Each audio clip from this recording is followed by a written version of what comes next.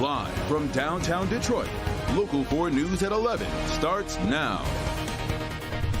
The feds move in to charge Rashad Trice with kidnapping. And now details show how 2-year-old Winter Cole Smith was killed. This is family comes to the alley where her body was discovered and vows to help other children in Winter's name and memory. It tops our news tonight at 11. Glad you're with us. I'm Devin Skillion. I'm Kimberly Gill. Federal prosecutors are leveling new kidnapping charges against Trice. And because these are federal and not state charges, it means if convicted, the death penalty is indeed on the table. Mara McDonald is live downtown at the federal courthouse. Mara, the FBI says, sadly, she was strangled to death. That's right, Devin. And in their very detailed complaint that they submitted to the court, it shows this, that she was strangled to death with a pink cell phone cord, part of which was found on her in that alley, the other part in the car Trice was driving. The vigil began where Winter's body was discovered, a private moment for her parents, both mother and father, who were in attendance but did not want to speak or be identified. Her paternal grandmother telling us they've read the charges, and it's hard to fathom. How can you attack a 2-year-old? Like, how can a grown man attack? I can't process that, and that's going to take time. And so the family is, I know for me, I can speak for me, I'm looking for mental health. The feds say this all started Sunday when Trice was in Lansing in a brutal, violent fight with Winter's mother over money. Winter's not his child, but he has a 1-year-old son with her. When she ran for help, the FBI says Trice grabbed the little girl, leaving his own son behind, and took off, driving to Metro Detroit, where he strangled her with a pink cell phone cord and dumped her body. Longtime community activists like Teferi Brent vented the rage so many feel. He was sane enough to not kill his own baby. He didn't kill his own baby, but he took the baby of the other brothers and took the baby of his sister to create indefinite harm to that sister. Back here live, you heard from Winter's grandmother. You know, she owns a digital entrepreneur company. She learned how to code a long time ago, and she says that she's going to start a scholarship up in Winter's name to teach other children, you know, more than just basic computer literacy to, you know, lead them on to better lives. Meanwhile, a vigil is planned in Lansing for Winter tomorrow, and the family is still working on her funeral arrangements. We're live downtown tonight at the federal courthouse. I'm Mara McDonald, Local 4. So heartbreaking. Okay, Mara, thank you.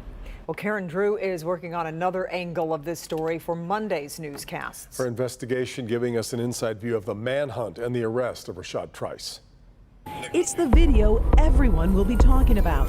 He just tried to swerve in his car. Only on Local 4, the chase to find Winter Smith. Hands up, we got him at gunpoint. This is the vehicle. Watch for yourself how police track down the suspect. Get the Taser, taser. The search of the car. Where's the baby? He's in Lansing. Exclusive video, a Local 4 investigation, Monday at 5. Try to do the rest of my life, please. Other news tonight, Detroit police are searching for the person responsible for shooting an 8-year-old while he was sleeping. Happened around 3 o'clock in the morning, the Brewster Douglas homes near I-75 and Mack on the east side of town. Police say 2 vehicles were shooting at each other when one of those bullets entered an apartment building, striking the boy, hitting him in the arm. As of tonight, 59 children ages 17 and younger have been shot in Detroit this year. 7 of them have lost their lives. Tonight, DPD calling on the community's help to get justice. We are going to act upon these incidents and hopefully get closure to them, and that's why we look for the partnership of the community, residents in the area, family members that may know whether it's the victim or the perpetrator, that they would come forward and provide us that information. The 8-year-old is expected to be okay. In the meantime, police are still investigating. If you know anything about what happened, anything at all that would help in the case, call DPD or Crime Stoppers. You can stay anonymous by calling 1-800-SPEAK-UP. New at 11, take a look at this scene in Westland after a car crashes through several stores. Happened earlier tonight at a strip mall in the area of Wayne and Warren Roads. Witnesses say the car crashed through 2 stores. We have calls into police to find out if the driver or anyone else for that matter was hurt. Also new tonight, a man is facing charges after allegedly threatening to kill his attorney and a judge on social media. Yeah, prosecutors say 31-year-old Jordan Worrell made the threats after missing a court date on Wednesday. They say he was facing a fleeing and eluding charge in Novi. After avoiding police for 2 days, he was tracked to a location in Lyon Township. He ran from Ohio authorities, including the Ohio State Patrol, and ran back into Michigan, obviously, where they don't have jurisdiction. They terminated their pursuit. He ran from multiple police agencies. Ultimately, my detectives got wind of some information. They looked in Lyon and ultimately over in Brighton. They did locate him in Brighton. Investigators say Worrell punched a detective in the face during a struggle before being taken into custody this morning. He faces terrorism charges. A Detroit police officer is in the hospital after a dog attack. It happened at a home on Lakewood near I-94 on the city's east side. Investigators say the officer was trying to take someone into custody when a pit bull bit him. We're told the officer shot the pit bull. It survived and was removed by animal control. We're awaiting an update on the officer's condition. All right, viewers reaching out to help me hang tonight upset illegal dumpers are moving into their neighborhood. Well, some have done damage. Other neighbors in the city working to fight the flight. Here's our consumer investigator, Hank Winchester, reporting tonight from Detroit's east side. No one wants to see a mess like this one in their neighborhood. I know it must be frustrating, but there is some good news here. The city has been working on cleaning up the abandoned lots nearby, and those who live here, well, they're fighting back.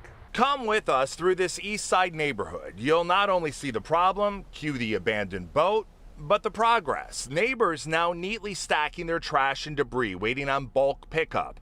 But it's the ones who sneak into this neighborhood in the middle of the night that are doing the big damage. It's terrible. It's terrible. I mean, I'm talking dumping, piles and piles of dumping. Cheryl Reynolds is tired of the illegal dumpers. All sorts of boats, furniture, tires, half of cars. Yes, haven't you seen it all? I've been exposing the problems here on the east side for weeks. Trash, junk, booze, you name it, all dumped illegally. It's a big concern for people who live here. They're especially worried about the children who call this neighborhood home. Yes, they play and run up and down the street and go from house to house and yard to yard, and they could just step and cut their feet and, they could just mess themselves all up. The city, though, has really stepped up in the last few weeks, cleaning up the junk that we and neighbors have been reporting. But we need your help, too. If you spot dumpers, call police. If you have a big load of trash, schedule a pickup. And if you need help, get in touch with me. And a message tonight to the illegal dumpers, especially those bold enough to dump a boat like this one. Remember, there's a task force out there. They're looking for you. If you are caught, you could face very hefty fines. We're talking about thousands of dollars. We're here on the east side. Hank Winchester, help me, Hank, Local 4. All right, Hank, let's get a check of the weather as we now head into the weekend. Ron is in for Kim Adams tonight with a look at what we can expect. Ron? Kimberly and Devin, we are tracking some rain showers. The ZapTrack 4D radar shows that things are quiet out there tonight, but more of that shower activity just off over Lake Michigan right now. You see it right there now, starting to enter into the Benton Harbor area, approaching Kalamazoo, and we have more of those showers to get back into Illinois, Wisconsin, and Iowa. Some storms tomorrow coming in multiple rounds, some showers and storms in the morning, some in the afternoon. This is the chance and probability that we have. We study the increase of those showers in their late morning and afternoon hours, and then that starts to trail off as we get into the late morning and late afternoon hours. So the dew point forecast, dry air today. It felt good. It was warm outside, but not overly humid. Well, some of that moisture and some of that water vapor in the atmosphere returns for tomorrow, along with, of course, the shower. So we will feel the difference with it feeling a little bit more humid out there. Right now, looking into downtown Detroit from Windsor, 73 in Detroit. We're at 66 in Howell. Similar territories to get into Pontiac and Adrian over the next 2 days. We're going to be looking at rain for tomorrow, looking better on Sunday. Cooler temperatures for tomorrow. Temperatures rising for Sunday, but more rain comes midweek. That's coming up in just a matter of moments. Devin and Kimberly.